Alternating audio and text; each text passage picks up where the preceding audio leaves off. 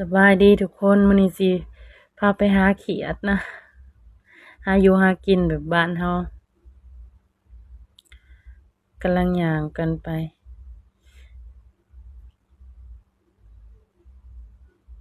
น้องน้อยก็มานำ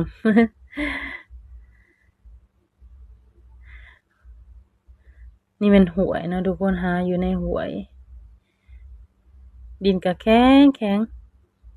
เพื่อสิเห็นตัวหนึ่งบ่ได้ง่ายเด้นี่คนหาก็หลายมีแต่บ่คนหาขวัดลงไป ขวัดใดๆก็ยังบ่เห็น ดินก็แข็งขนาดเลย3 ปีแหละบ่ได้ไปหาเขียด นี่แม่นหวยเนาะหวยที่เฮาไปน้ำก็ใส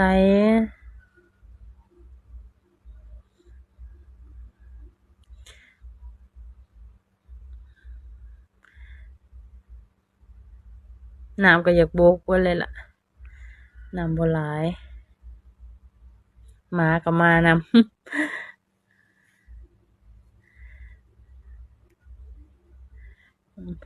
กวาดลงไป เอ้ยมอมแมมเบิดหลานก็ได้มีแต่ขี้ดินกวาด กวาดเรื่อยๆก็สิเห็นตัวหนึ่งบ่ได้ง่ายเด้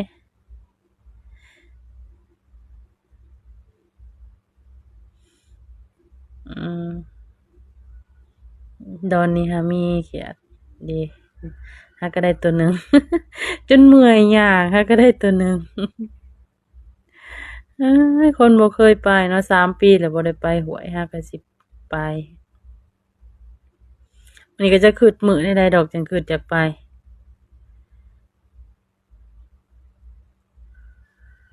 กวาดลงไปกวาดไป กวาดไปเลย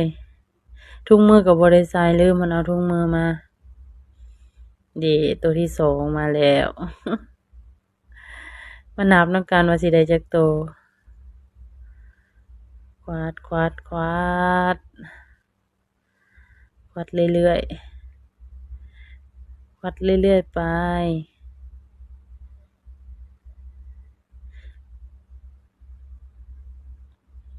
กวาดต่อไปเรื่อยๆเดตัวที่4บ่ลืมแล้วจะได้เท่าใดโตแล้ว เอ้ยกวาดไปเรื่อยๆเพื่อเมื่อเล็บมุนเบิด กวาดเรื่อยๆกวาดเรื่อยๆตัวที่5ลงน้ำจ่อย เอ้ย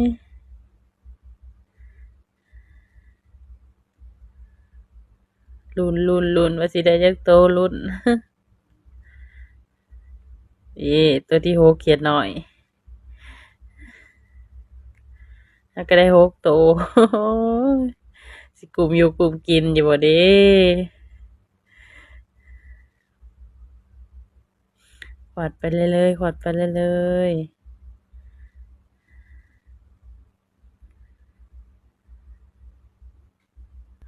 บางคนกวาดก็เต็มเลยตัวที่7กำลังมาถ้าก็ได้7โตวกวาด